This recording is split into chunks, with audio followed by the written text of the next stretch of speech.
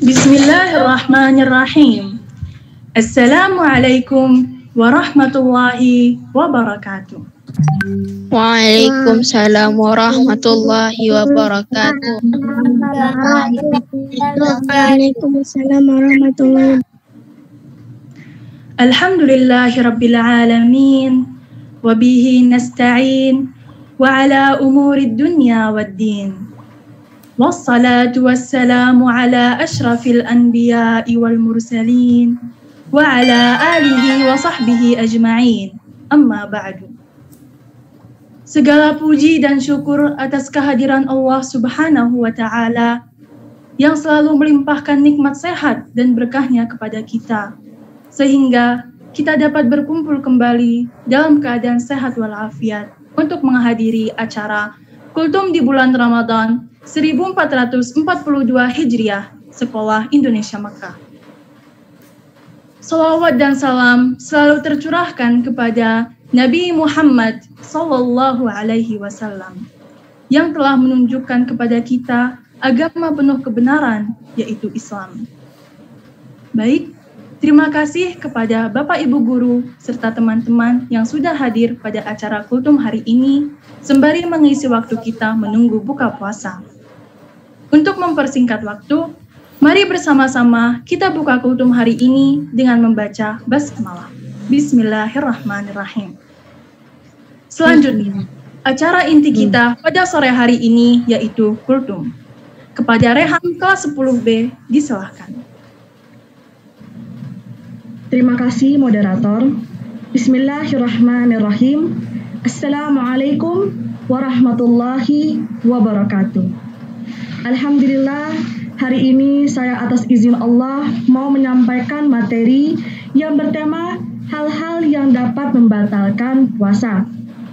Diharapkan untuk semua harap tenang dan menutup mic selama saya menjelaskan materi. Terima kasih. Puasa secara istilah bermakna menahan diri dari segala hal yang dapat membatalkan sejak terbit fajar waktu subuh hingga terbenamnya matahari waktu maghrib dengan niat karena Allah Subhanahu wa Ta'ala. Puasa Ramadan wajib hukumnya untuk umat Islam yang mukallaf. Yang membatalkan puasa bukan hanya makan dan minum saja. Puasa merupakan rukun Islam yang ketiga. Puasa terbagi menjadi dua, yakni wajib dan sunnah. Puasa wajib adalah puasa yang harus dilakukan oleh seluruh umat Islam. Dan puasa sunnah adalah puasa yang apabila tidak dilaksanakan tidak mendapatkan dosa, namun jika dilaksanakan mendapatkan pahala. Tata cara berpuasa, baik untuk puasa wajib dan sunnah itu sama saja. Namun, yang jadi perbedaannya ialah dalam konteks hukum itu sendiri. Jika puasa wajib, umat Islam yang dipastikan batal selama puasa harus mengqadha atau mengganti di lain hari. Berbeda dengan puasa sunnah yang tidak diwajibkan untuk diganti. Nah, teman-teman, berbicara mengenai puasa, ibadah puasa yang paling dinanti-nanti adalah puasa Ramadan. Puasa ini hanya datang satu kali dalam satu tahun. Ramadan adalah bulan suci yang penuh berkah. Di dalamnya terdapat berbagai keutamaan. Salah satunya yaitu nama bulan yang ada di Al-Quran seperti pada surat Al-Baqarah. Ketika Ramadan, umat Islam diwajibkan melaksanakan ibadah puasa. Kewajiban puasa jadi bagian dari salah satu rukun Islam. Dimulai dari terbitnya fajar hingga terbenamnya matahari. Orang yang berhak mendapatkan keutamaan Ramadan adalah orang-orang yang beriman. Seperti yang terkandung dalam surat Al-Baqarah ayat 183. Bahwa yang dipanggil untuk melaksanakan ibadah puasa adalah orang yang beriman. Perintah puasa dijelaskan pula pada Al-Quran surat Al-Baqarah ayat 183 yang berbunyi, "Hai orang-orang yang beriman, diwajibkan atas kamu berpuasa sebagaimana diwajibkan atas orang-orang sebelum kamu agar kamu bertakwa. Puasa Ramadan dan lainnya tidak hanya sekedar menahan haus dan lapar saja. Hakikat puasa punya penjelasan yang sangat luas. Jika dilakukan dengan benar, puasa dapat menjadi pelajaran juga dorongan spiritual yang bisa diterapkan lama setelah bulan habis. Nah, oleh sebab itu, orang beriman harus tahu apa saja yang dapat membatalkan puasa. Yang pertama, makan dan minum. Sudah hal yang biasa yang salah satu membatalkan puasa adalah makan dan minum. Perbuatan ini bisa membatalkan puasa jika dilakukan dengan sengaja. Sedangkan untuk kalian yang benar-benar lupa atau tidak sengaja, puasanya tidak batal. Dengan syarat, jika sudah ingat, langsung berhenti makan dan minum. Yang kedua, muntah dengan sengaja. Apabila seseorang muntah tanpa sengaja atau tiba-tiba muntah, maka puasa tidak batal dan tetap harus dilanjutkan. Selama muntahan itu tidak tertelan kembali sedikit pun. Sedangkan bagi yang sengaja membuat tubuhnya mengeluarkan muntahan, puasanya dianggap batal. Yang ketiga, berhubungan badan saat puasa. Puasa Ramadan adalah bukti di mana manusia diminta untuk menahan hawa nafsu, bukan hanya menahan lapar dan minum saja. Salah satunya adalah nafsu berhubungan intim di kala puasa. Dengan begitu, berhubungan badan saat puasa dapat membatalkan puasanya. Yang keempat, memasukkan benda ke lubang tubuh. Batal puasa jika sengaja memasukkan benda ke dua jalan, yaitu kubul dan dubur. Maksud dari kubul ini artinya saluran kelamin, dan dubur adalah kemaluan belakang. Seperti kita mengobati bagian dubur misalnya, perbuatan ini akan membatalkan puasa loh. Larangan ini berlaku untuk semua, maupun laki-laki dan perempuan. Yang kelima, hilang akal atau gila. Hilang akal seperti gila tidak diwajibkan untuk berpuasa. Apabila ia tengah berpuasa terus tiba-tiba hilang akal atau mengalami gangguan jiwa, hukumnya puasa batal. Yang keenam, haid atau nifas. Wanita yang datang bulan atau sedang haid, puasanya batal. Sekalipun haid datang saat menjelang waktu berbuka puasa. Sama halnya dengan wanita yang sedang nifas, puasanya juga batal. Selain batal, ia wajib mengqadha atau disebut dengan mengganti puasanya. Dalam hal ini, konsekuensi haid dan nifas berbeda dengan sholat, yang tidak diwajibkan untuk mengqadha sholat ketika haid dan nifas. Yang ketujuh, keluar air mani dengan sengaja. Keluar air mani atau sperma karena sengaja, seperti bersentuhan dengan lawan jenis dan onani, maka puasanya batal. Hal ini berbeda dengan saat mimpi basah, maka puasanya masih dianggap sah. Selain bisa membuat batal, jika sedang melaksanakan puasa Ramadan, maka diwajibkan baginya untuk mengqadha atau menggantinya setelah bulan Ramadan. Yang kedelapan, merokok saat puasa. Banyak masyarakat setiap harinya merokok saat berpuasa. Tapi perbuatan ini ternyata dapat membatalkan puasa loh. Menurut bahasa fikih, sesuatu yang masuk ke lubang tubuh dapat membatalkan puasa. Merokok dalam bahasa Arab disebut dengan surbut duhan, yang artinya minum atau menghisap. Banyak sekali ulama yang berpendapat bahwa merokok bisa membatalkan puasa, kecuali jika kalian mencium wangi-wangian seperti mencium aroma masakannya, seperti itu. Dan yang terakhir, murtad saat puasa. murtad atau keluar dari agama saat puasa, maka puasanya batal. Yakni orang sedang berpuasa tiba-tiba berpindah agama, misalnya pindah ke agama Kristen atau Buddha atau agama lainnya.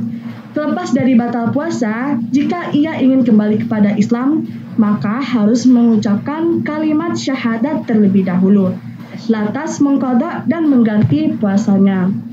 Nah teman-teman, tadi itu materi tentang hal-hal yang membatalkan puasa. Jadi diharapkan untuk semua saat melaksanakan puasa lebih banyak berhati-hati, karena dari hal kecil pun bisa dapat membatalkan puasa. Sekian dari hari ini. Wassalamualaikum warahmatullahi wabarakatuh. Waalaikumsalam warahmatullahi wabarakatuh. Waalaikumsalam warahmatullahi wabarakatuh. Waalaikumsalam warahmatullahi Baik, Waalaikumsalam warahmatullahi wabarakatuh. Ustazah Reham atas ilmu yang telah dibagikan. Baik, sudah 10 menit berjalan, saya lanjutkan ke acara selanjutnya. Sebelum saya tutup acara ini, saya akan bacakan beberapa poin-poin penting yang sudah disampaikan oleh pemateri. Puasa secara istilah bermakna menahan diri dari segala hal yang dapat membatalkan sejak terbit fajar hingga terbenamnya matahari. Puasa merupakan rukun Islam ketiga. Puasa terbagi menjadi 2, yakni wajib dan sunnah. Ada 9 hal yang membatalkan puasa, yaitu yang pertama, makan dan minum. Yang kedua, muntah dengan disengaja. Yang ketiga, berhubungan badan saat puasa. Yang keempat, memasukkan benda ke lubang tubuh. Yang kelima, hilang akal. Yang keenam, haid dan nifas. Yang ketujuh, keluarnya air mani secara sengaja. Kedelapan, merokok saat puasa. Dan yang terakhir, murtad saat puasa. Itulah tadi beberapa poin-poin penting mengenai materi tadi. Alhamdulillahirrabbilalamin, acara hari ini telah selesai kita lewati. Sebelum kita mengakhiri acara kita pada hari ini, mari kita membaca doa yang akan dipimpin oleh Bapak Sinsin.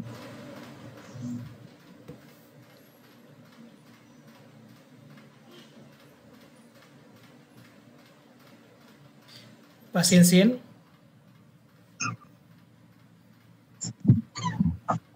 Ya, padahal Pak Ipan lebih bagus ini.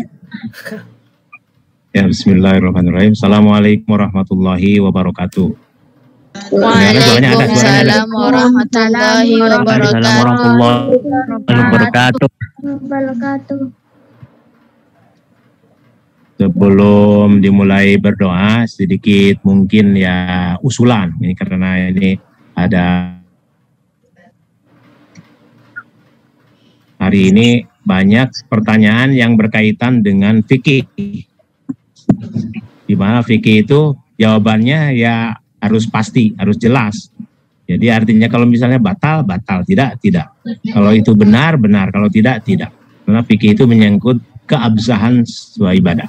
Oleh karena itu mungkin Pak Ipan ke depan karena banyak guru agama, banyak di sini ada Bunyai, ada koordinator rohis dan sebagainya, bisa membantu ketika ada hal-hal yang perlu diperjelas karena menyangkut fikih. Bagi guru yang siap memberikan jawaban, tentu dengan dalil yang dari logika yang bisa berjalan sehingga dapat memastikan kepada anak-anak jawabannya.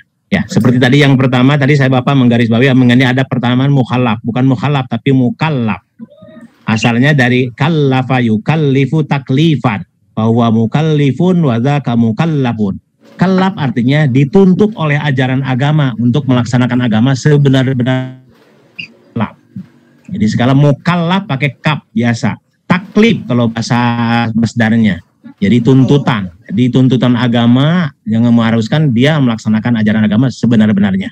Ya itulah yang sebutnya balik atau tamyiz, bukan balik saja. Ada yang udah balik tapi akalnya tidak sehat. Tapi tamyiz artinya bisa membedakan mana hal-hal yang sunat, mana wajib dan sebagainya. Itulah perlu belajar supaya tamayyuz, tamyiz. Ya. Jadi taklif artinya yang dituntut oleh agama untuk bisa melaksanakan ajaran agama dengan benar. Ya, termasuk Bapak juga masih banyak belajar juga, tapi karena itu pelajaran tidak terbatas ya. Dari mulai buayan ibu hingga kita menjelang sakarat masih tetap kita dituntut untuk belajar. Itu saja yang perlu Bapak tambahkan. Jadi nanti Bapak Ibu guru yang hadir bisa juga memberikan tambahan untuk memastikan jawabannya. Kalau memang tidak pasti lebih baik. Bapak apresiasi bagi para narasumber yang ditugaskan. Dengan kejujurannya saya tidak bisa jawab, mungkin pada saat yang lain akan saya jawab. Bagus itu, daripada menjawabnya dengan hal-hal yang memang meragukan atau salah.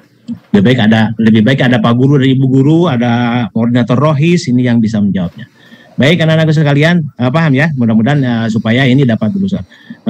Makanya lebih baik ke arah yang karakter atau apa yang bisa diarahkan untuk kalian ini bisa menjawab dengan bisa pakai logika.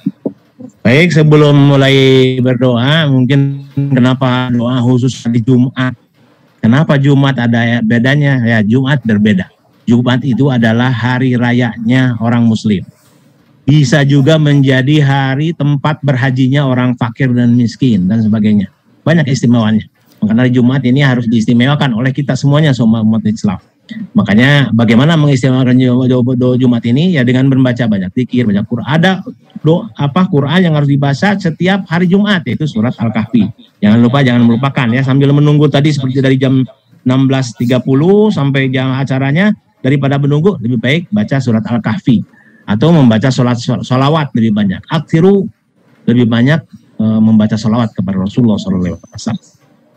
Baiklah, doa untuk Jumat kali ini, marilah kita sama-sama berdoa, memohon kepada Yang Maha Kuasa, karena ini di akhir penghujung hari Jumat, yang menjelang hari Jumat, selain kita sudah berpuasa, ijabah oleh Allah juga hari Jumat, memang saatul ijabah.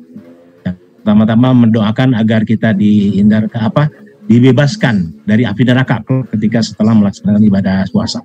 Baik kita, orang tua kita, kakek kita, ustadz kita yang mengajarkan kita dan mendewasakan kita, serta orang-orang yang berjasa mendewasakan kita. Mudah-mudahan mendapat pembebasan dari siksa api neraka. Kedua, mendapatkan berkah ilmu sehingga kita dapat melaksanakannya dengan baik dan berkah dalam kehidupan. Amin ya rabbal alamin. Allahumma shalli ala sayyidina wa habibina wa syafi'ina wa maulana Muhammad wa sallim wa radiyallahu tabaraka wa ta'ala an kulli sahabati rasulillahi ajmain. Amin. Allah Rabbana ya hamda yuafi ni'amahu yukafi mazidah ya Rabbana lakal hamdu kama yanbaghi li jalali wajhika wa azim sultanik. Allahumma innaka ta'lamu sirrana wa alaniyatana faqbal ma'ziratana wa ta'lamu hajatina fa'tina su'alina. Allahumma a'tiq riqabana wa riqaba abaina wa ummahatina wa ajdadina wa jaddatina wa ustadina minan nar ya dzal judi wal karami wal fadli wal ata'i wal ihsan. Allahumma ahsin aqibatana fil umuri kulliha wa ajirna min khizyi dunya wal akhirah. Allahumma la tada' lana fi maqamina hadza dhanban illa ghafartah wala hamman illa farajtah wala dainan illa qadaitah wala maridan illa syafaitah wala maitan illa rahimtah wala hajatan min hawaijid dunya wal akhirati wa hiya ridha wa salah illa qadaitaha wa yassartaha wa yassir umurana washrah syudurana wa nawwir qulubana wakhtim bis salihati a'malana bi rahmatika ya arhamar rahimin. Allahumma barik lana fi syahri Ramadan. Allahumma barik lana, Allahumma barik lana. Allahumma taqabbal minna salatana wa qiyamana wa siyamana wa ruku'ana bi rahmatika ya arhamar rahimin. Akrimna bi judatil hifzi wa sur'atil fahmi warzuqna al-hikmata wa ma'rifal ilmi wa thabatiz zihni wal aqli wal hilmi bi rahmatika ya arhamar rahimin. Wa sallallahu ala sayyidina Muhammad wa ala alihi wa sahbihi wasallam. Subhana rabbika rabbil izzati amma yasifun wa salamun ala al-mursalin walhamdulillahi rabbil alamin. Al-Fatihah.